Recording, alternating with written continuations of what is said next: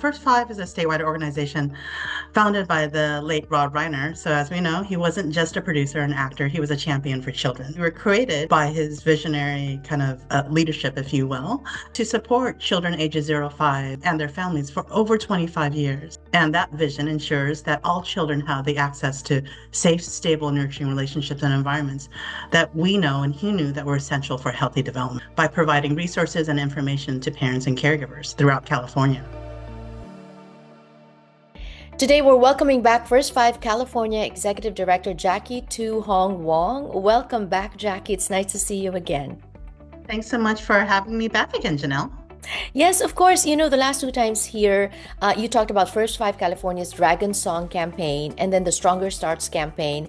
And to be honest with you, speaking from the perspective of a mom, I find our conversations very enlightening, very informative, and also very encouraging. And that's why I feel so privileged as well to be able to partner with First Five California to really distribute this information to our followers and our viewers, especially Stronger Starts campaign. It's been going on since 2023 when it was launched. How has it been going for you? It's very much needed in the community. It's made such a huge impact, but we know there's so much more to be done. Toxic stress response, or now what we know as TSR for shorthand, or ACEs, it remains the #1 public health crisis for children and families in California.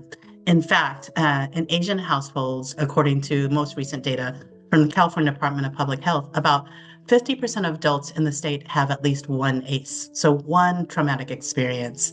And though it's a little bit less in the Asian community, we know it's likely because there's underreporting or people are not acknowledging what might be happening, in their childhood, in their lives. So what Asian American ethnic groups have high indication of ACEs? So research, we know that Filipino and Vietnamese groups are among the highest groups at risk for ACEs, and they rank higher in terms of adversity they face.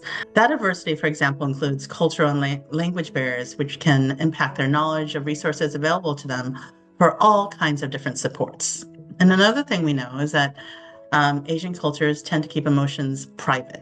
From a very, very young age, children are taught to, by their parents and grandparents and aunties and uncles, to be strong, to respect, and to keep the peace, right? To not acknowledge what adversity that they're going through. And the belief is that this is going to make their children more resilient and prepared for success in life. But in our culture, when emotional expression is discouraged, and a child has gone through an ACE, and they don't receive that adequate support, it can lead to physical illnesses and actually mental health challenges. And these things include asthma, chronic pain, anxiety, depression, and actually lower academic achievement.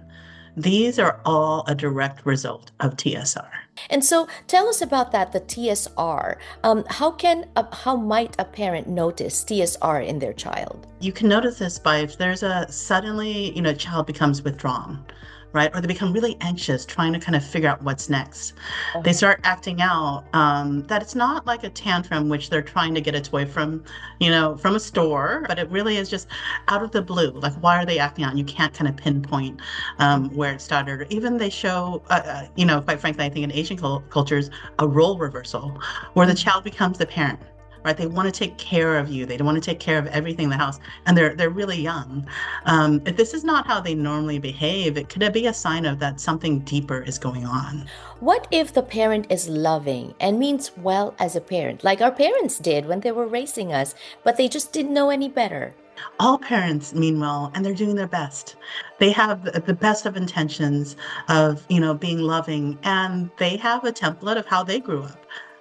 Which is not as, that's why we're having these conversations of educating folks about, listen, it's not soft, right, to allow a conversation, allow a child to cry, to allow a child to talk about what's going on emotionally, right? So we're trying to change that discourse in this generation in real time through advocates like you, through great parenting conversations like this. I also love that there are resources, and you're right, we mean well, but we don't know how.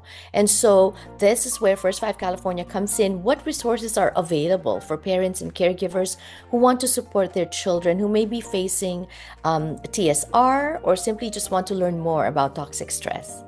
Time I was here, we talked a little about the 4Bs model, which you can find on our website, first5california.com. I won't dive too much into it because we talked about it last time, but it's be calm, be steady, be there, and be nurturing. Something I didn't mention before is that we also have a free, and you know how much we love free, Yes. a widely accessible virtual learning tool called Stronger Starts by First Five California. And it helps actually teach parents and caregivers in the community, our village, if you will, learn how to better support our children through really tough times, through easy, accessible courses, and actually live support coaching if necessary. Yeah, and to learn more, we would just say come visit our website at first5california.com. And also, if you're looking for local programming, and we have 58 local First Fives throughout the 58 counties, families can click on Find Your Local First Five on our website to see what's in their neighborhood, in their community, so that they can access supports. And you can also follow them, which I also already do, Jackie, on Instagram and on Facebook at First Five California. Thank you, Jackie. More power to you. Thank you so much for having me, and I look forward to our next conversation.